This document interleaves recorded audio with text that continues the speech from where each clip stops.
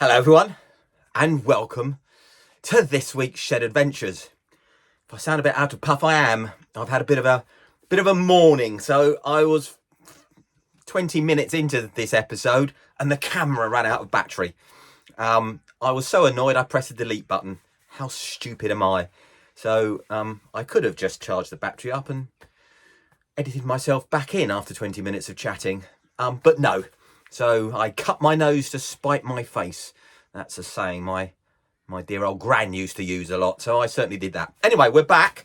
And I've had a great rehearsal, so we can start all over again. So what are we going to talk about today? And I've been looking around the shed. Someone did say, what happens when you look around the shed and you've spoken about everything? Well, I suppose we stop. But don't worry too much about that, because I don't think that will happen soon. And outside there's five expedition barrels full of stuff, let alone cars and canoes and anything else. So what have I found? Well, this is a disgrace, I have to say. Hanging up just here is a Sam Browne. Look at this, which a lot of you should recognise from an army officer from, I don't know, Blackadder. Good old Rowan Atkinson with Baldrick. He'd be wearing his Sam Browne. Potentially because nearly every army adopted the Sam Browne. I don't know, pictures of Mussolini, Germans, Nazis, Hitler, people on the King's or the Queen's funeral, if they're in khaki, if they're in the number 2 dress, we're probably having a Sam Browne. So here we are. Now, slightly embarrassingly, now this is not my Sam Browne.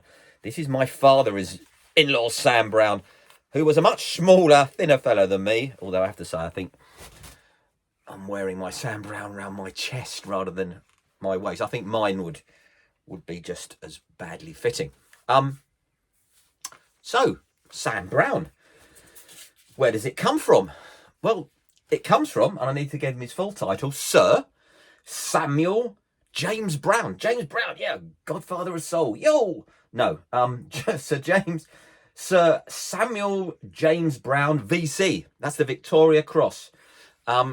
He was around in India in 1849. He was in the cavalry. He wouldn't have had any of this in those days. So he would have had some sort of belt on, some sort of sash. And he charged a set of guns, set of cannons. Didn't have guns in those days, cannons. And he got there and he drew his sword. And he got stuck in with the enemy. And he got a very bad leg wound, knee wound. Someone hacked at his knee. And as he went down, they chopped his left arm off.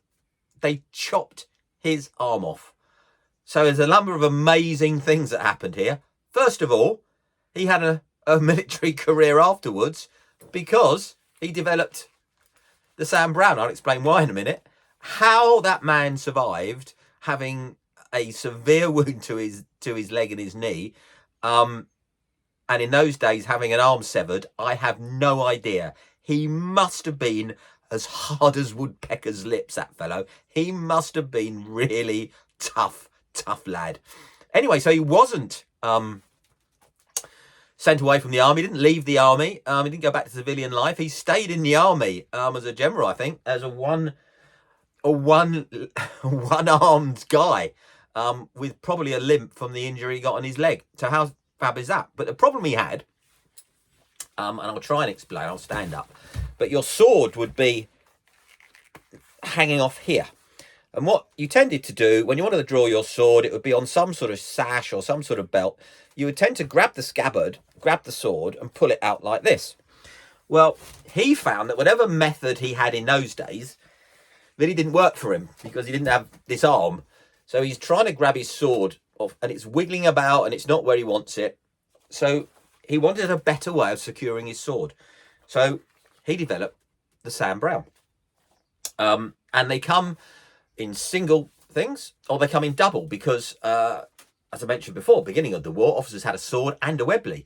And many nations had that thing stopping the belt falling down for a big heavy Webley or another sidearm, and then this strap supporting a sword. But the British Army basically had had just the one. So this is an officer's Sam Browne.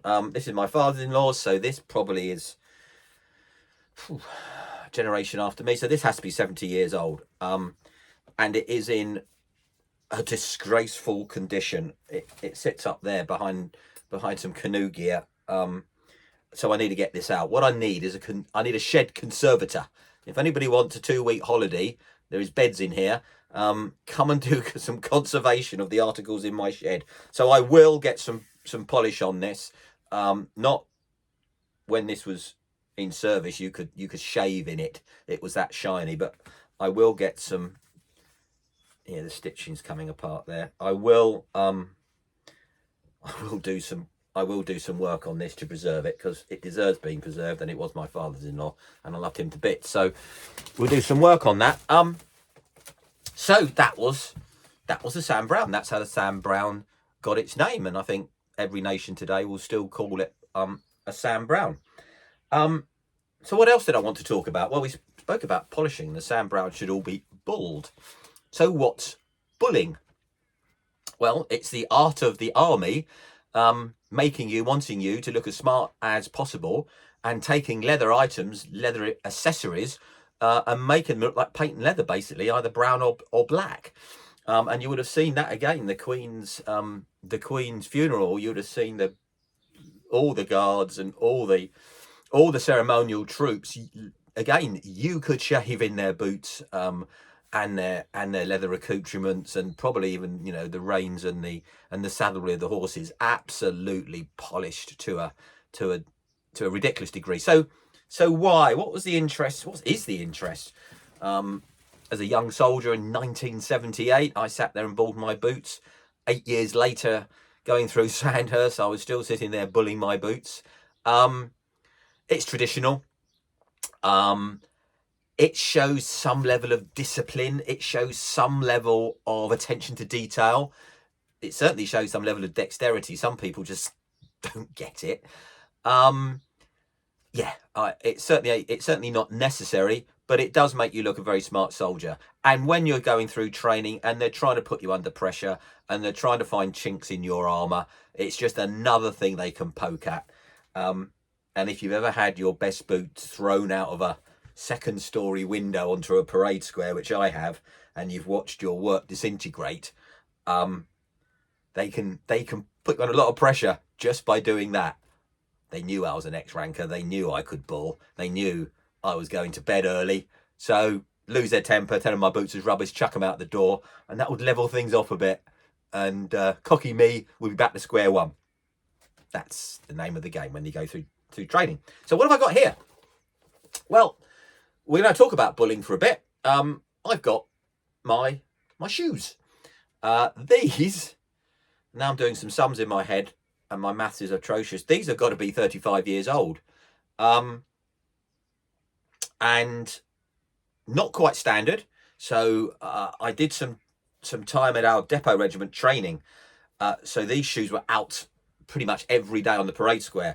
And you were banging out the miles. And when you're banging that heel in, if you've got thin soles, it really hurts. So in those days, there was a military cobbler, a proper cobbler, military cobbler in Aldershot. And what he did, you probably can't see, but he put a double sole on. So this has two soles, not one. It has a lovely metal horseshoe inserted in there, and lovely studs. Some have come out, and you can see the wear on them all over here. So I made a complete clippity-clop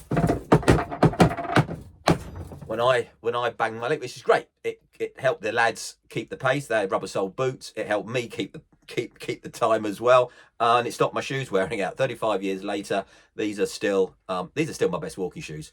If I want to be dragged around the shops in London by my daughters, I'll put these on, because my feet come back feeling as fresh as a daisy. If you look at them closely, hopefully you can see it's all mottly. There's some black bits in there somewhere. That's all the original polish. That's when these were coated in polish. Now, of course, it's all flaking off, and they don't look half as good. So we're going to quickly, I'm not going to do it because we literally have the longest video in living memory. So I'm going to talk it through rather than do it, and just show you some of the things. Now, bullying, probably more witchcraft than science. There'll be military people on here, and I'll have loads of comments going, no, you don't do it like that. Every regiment, every sergeant major, every individual, every corps had a different way of doing it. So I'm going to show you my way, and I'll describe a few other ways. So there's obviously brand new kit. When you get a brand new pair of boots, things are a bit different. These are lovely. These will shine up. There's almost, well, there's polish sort of in the leather here. They've been polished so much. So these are really good. So old things are slightly different. But if you've got a new pair of boots and you want to start, let's have a quick look in my boot kit. So boot brushes. These are interesting. The on brush and the off brush. But they have my name on it and they have Corporal. So I now do a quick sum. These are probably 40 years old. These are my original. How these survived, they would have been dragged around the world inside a set of mess tins, inside your 58 pattern webbing, wrapped up in a green army towel, with their black, it would have been, Kiwi polish to polish your boots on exercise. So somehow they have survived, not lost, haven't fallen out of, I just don't know. Anyway, what a fantastic thing to have. And I still enjoy using them today. So we have boot brushes. We have our polish. This is obviously brown cherry to go with the shoes, not black. Got to be Kiwi. Now, spoiler alert for the military amongst us. Kiwi, I now understand. I'm going to stop making polish. This is a disaster. This is really the only stuff that really works. So if you've got a young soldier in the family or your son's an officer, tell him, go and get himself a career lifetime supply of polish. One, 2 or 3 of those big tins, because it's going out of manufacture. And here's what I found in my kit. Bits of hair stuck to it. It's when I had hair, probably. Beeswax. Lovely. Beautiful beeswax. So what's that used for? Well, it will do these boots, these shoes some good now, because the leather's probably dry. When this is new and dry, and you want to get a sort of good key to it and treat the leather and maybe soften it up a little bit, it's lovely to warm the boot up or the shoe up. You can do that with a burner. Pretty much, if there's a section of 8 of you, someone between you club together and get a burner between a section. Warm up the shoe and then rub it with beeswax, and you literally just watch it soak in. Warm it up, just dance the flame over it. You obviously, clearly, I've seen people burn the leather in all sorts of disasters, but you just need to warm it up just enough to melt the beeswax, rub the beeswax in, and then another 30-year-old implement, my shoe, warm the shoe up, my spoon, warm the spoon up over the little burner, and then just rub that over and let it all melt in. Do that 2 or 3 times, leave it for a night, and that will give you a super beeswax, nice leather starting point. And sometimes boots would be a bit knobbly on the front, and you can also use this to burn the knobbles down a bit. So a bit of preparation if you've got a new pair. This pair we don't need to. I think the Army's now recommending you use butter, but I'm not sure about that. But beeswax is the stuff. So beeswax, got your spoon, got your burner, got your Kiwi polish, got your off and on brushes. Now, cloths. Well, now here's a story. So, Silvet is the modern thing, a Silvet cloth. Go to any garrison town, go in any naffy shop, you'll find a Silvet cloth, I suspect. In my day, it was the yellow duster. Everybody, and I thought, I can't believe I haven't got a yellow duster. It's like, where have all the yellow dusters in my life gone? That's what you balled with in my day, yellow duster. I'm not sure what this is. It might do it, it might not. Anyway, so you really want a yellow duster or a Silvet cloth. And we'll get to it. So, other things that people will tell you do, people will melt polish in a spoon, and they will drip polish all over here. And again, warm the back of the spoon and sponge it in. There's a great danger you got too much polish on. It gets you to a great start and you feel like you're ahead of the game, and then you drop this on the floor and I've seen this happen. The whole toe cap lifts off, this whole chunk of polish, because really the polish never got itself attached to the leather. So I'm not a fan of that. Some people are. What else do people do? Well, there's the proper cheaters. There was a stuff in my day called Murillo. I don't know if it still exists. Basically a black leather shoe paint. And there's stories of people painting their shoes with Murillo. I never knew anyone who did it. Urban myth. I think the stuff existed. I never saw a pot in 20 years military service. There's always someone's using Murillo in the other squads, or the other guys who won the best turned out award. Yeah, they had Murillo on their boots. Don't know. The thing I did know, stuff called Clear. So in the day, Johnson & Johnson, this is going back 20 years, made a stuff that might still make it. Someone tell me. You put it on linoleum in the kitchen, and you took and washed the lino, sponge or brush Clear on it, and it just gave it a gleam. So once you got a base layer of black polish on this, you could, with a piece of cotton wool, you could very carefully lay a Clear over it, and it just went from okay to ding, winner. Lots of stories again, urban myths. The RSM can smell it. In the sunshine, it looks blue. If it rains, it will run off. I can tell you. Shouldn't. My honesty and integrity is now being called into question. None of that's true, because I used it to great effect through my military career. And no one ever smelt it. The sun never made it go blue, and it never washed off. So Clear, if it's still out there, young soldiers, don't tell the Sergeant Major I told you. And then the final thing, which is a real trick, and I've used it, is water bulling. So again, when you've got a really good layer, you can get some cotton wool. You can put this at a nice angle under a lovely running tap of cold water. And again, just rub the cotton wool and it just brings it up. Again, it goes from it's good to perfection, a real winning piece of bull. So there's all the old lags, all the old barrack room lawyer stories about bulling. So how do you do it? Or how do I do it? So we get our tin of polish. First thing we do, or what we need to, in the lid of the polish, you need a bit of water, just a dab. People talk about spit and polish. No, there's no such thing. Hopefully you'll never, well, you might do in a movie because they don't know what they're doing. There's no such thing as spit and polish, because if you spit, your spit is full of nasty acids and whatever is in spit. It's not good. You want water. If you start spitting on this, it really doesn't work. So the first thing is, because this hasn't been done for a while, I'm going to layer it up, and we're going to get dirty fingers. So let's get our fingers in here. Let's get some polish on them. Why am I using my fingers? Because they're warm, and you can't see this very well, but I'm going to now rub. And I should do the whole shoe. I know it would. I don't want to start something that I can't finish, because I've probably in my career done enough of this.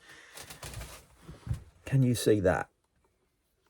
You can actually see all the old polish underneath. All that black polish is old polish, and it's still, after 35 years and walking around London, still adhering. Okay, a lot of it's flaked off, but a lot of it is still adhering because it's been done like this. So we keep doing that. We'll put a bit more on.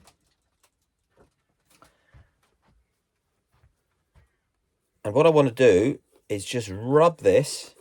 We'll go a bit further up here, because let's make these up. Let's just make that bit which shows underneath your suit trousers. Next time we're at the Army Navy Club, I'll look like a smart officer, not the scruffy toe rag that I normally am. So you keep doing this really until this starts to dry. And this can take a bit of time.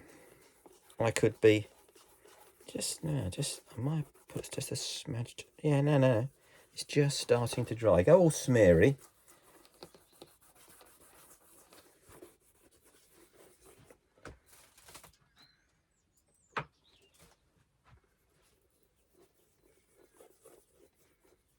I'm going to keep doing this. 20 minutes.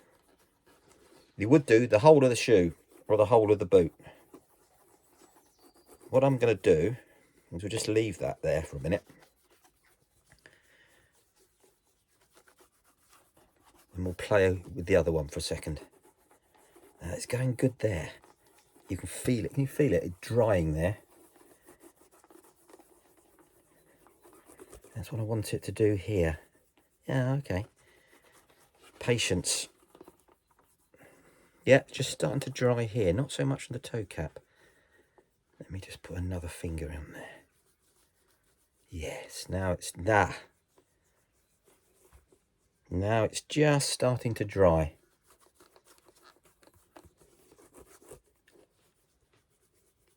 Yep. Now we're on. Now we're in. Okay. I was beginning to doubt myself slightly there. That's perfect there. That's okay here. Right, let's leave that. Let's get that. Now, you take your yellow duster or your Silvet cloth. Two schools of thought. There is the 2-finger method. And you want this really tight around your finger. The 2-finger method. Or I'm a 1-finger man. So we'll wrap that around there. And get that super smooth. And now, I really want to put something on myself. Oh, it doesn't matter. We'll get ourselves covered in polish. We start. Trying to let you see. So, the tiniest. Where's the camera? Can you see that dab of water? The tiniest speck of water on there. And we'll just start. It hardens up the polish. Now, it won't go to a shine. It will go to a smeary mess. So that's enough.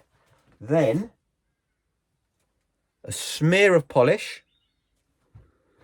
Let me stand here. And we put that on.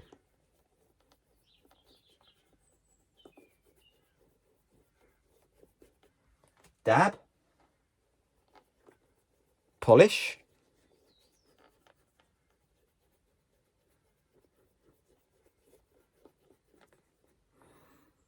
Dab. Polish.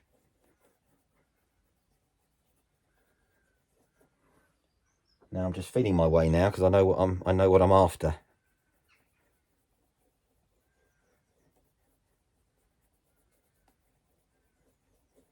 And now you just sit down.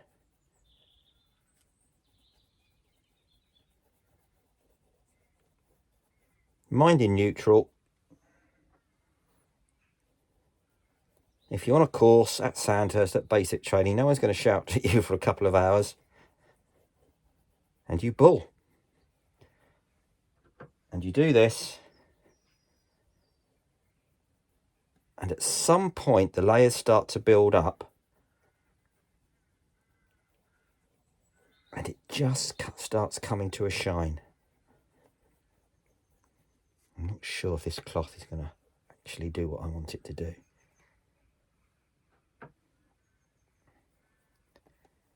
Let me if you can just see. Ever so slightly, we're just starting. I don't know, some people says it just goes off, gets to that nice smeary state.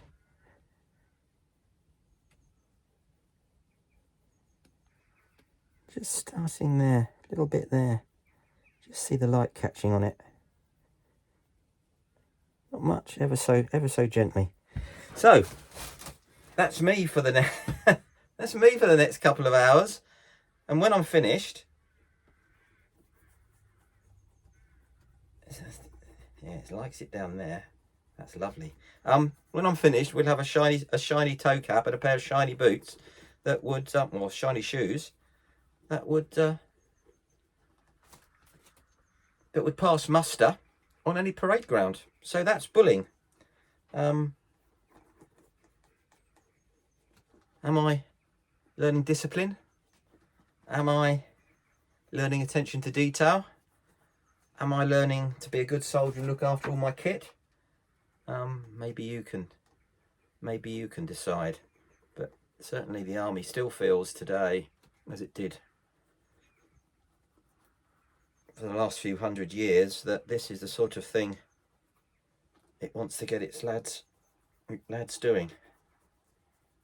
I would probably say first aid training, learning to fly a drone, might be time better spent. So while I'm doing this, what about drill? What's drill all about? Why do we still drill? Well, it obviously looks fabulous when you see the professionals do it. Queen's Funeral again, if you watch that, just amazing to see the proper guards, guys, the young lads carrying that huge coffin. That brought tears to my eyes. Unless you've done it, you've got no idea just what an effort that is and just how good they were. And all the honour guards and everything, fantastic, made us all feel proud. So you go, well, that's a good enough reason to do all this. But drill, well, in the old days, you've got a field army, you've got your Adjutant Corps, I don't know, let's make up a number, 10,000 men in regiments. How do you get them around the battlefield? How do you get them all facing the same direction?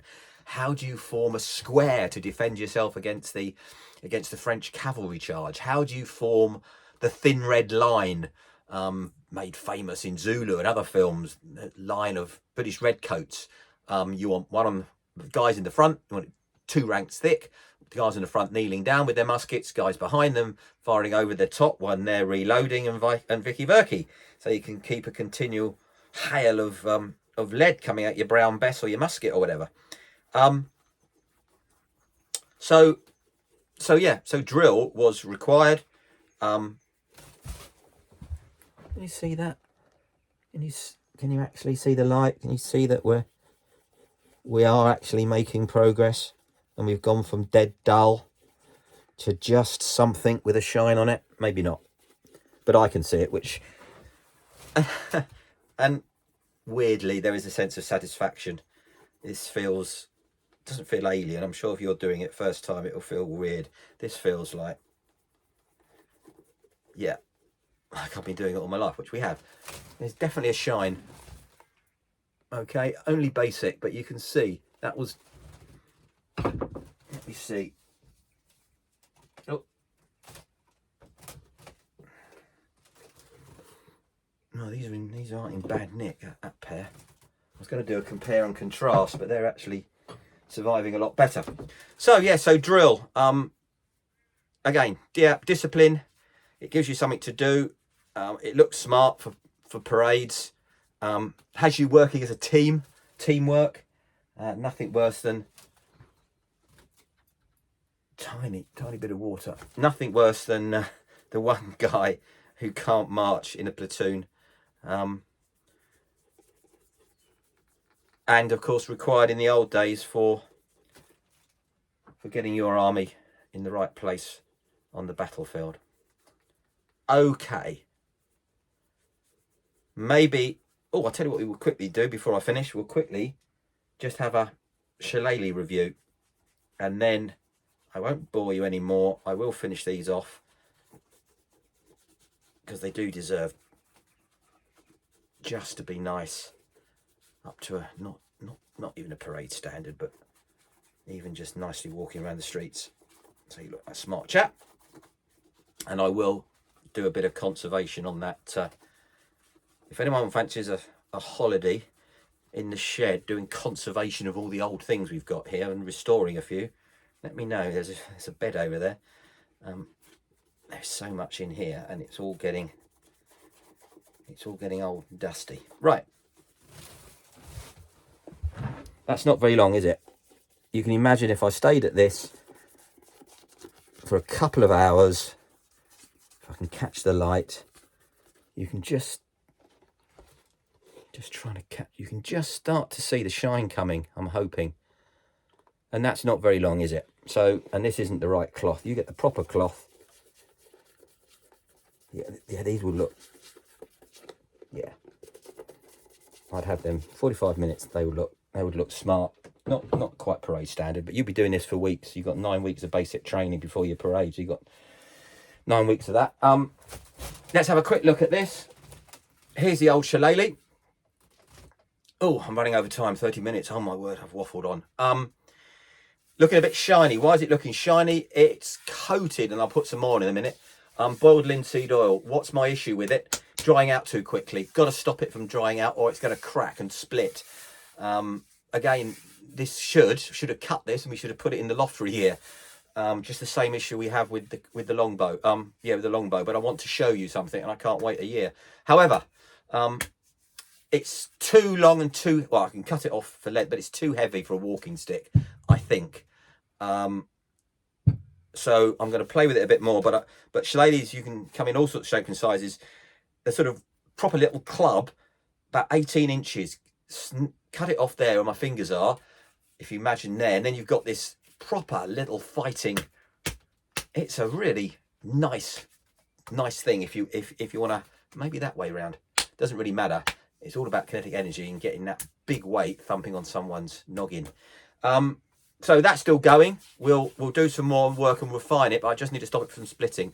So we'll cover that with a bit more, and the bow and the long bow as well. And it's great for your hands. That's it for today. I've waffled on a lot today. I'm sorry. So there we are. Sam Browne, named after the good general. Get his name right. General Samuel James Browne, VC, Victoria Cross, 1849. Lost his arm, needed a better way of securing his sword, and decided that the cross belt across his chest and the way he connected it to his belt gave him a better chance with no arm of getting his sword out. And then bulling, that great British military across the world, military tradition of sitting there and putting polish on and shining it up with a dab of water, no spit. That's it. If you like this episode, I can understand if you don't, but if you like this episode, please like and subscribe. And next week, maybe we'll actually go out and shoot the longbows. They need a go, and we'll have a look. I've got a proper bow somewhere, in the rack there. So we'll do a bit of a compare and contrast. A recurve bow, modernish. Nothing I've got is that modern. Modernish recurve bow, fiberglass, against a bit of yew. I'll tell you what the outcome is. You're not embarrassed with your longbow, that's for sure. We're not talking competition shooting. And that's it. So please like and subscribe. Have a lovely, Easter's coming up, so have a lovely Easter next weekend. And I'll talk to you soon. Bye bye now, everyone.